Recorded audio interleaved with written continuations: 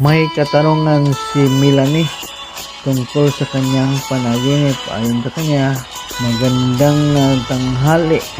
Ano raw ang kahulugan ng panaginip na sila daw ay nangunguha ng mga kamote at sila ay nakikita ng butas sa lupa. Magandang araw sa iyo, Melanie.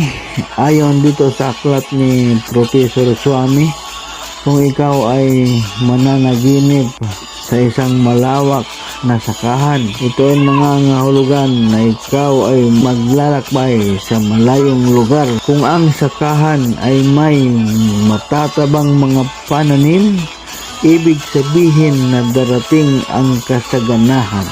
Yan ang kahulugan ng iyong panaginip, Idol Melanie. Meron pang karugtong, kung isang biyuda ang nanaginip ng isang sakahan,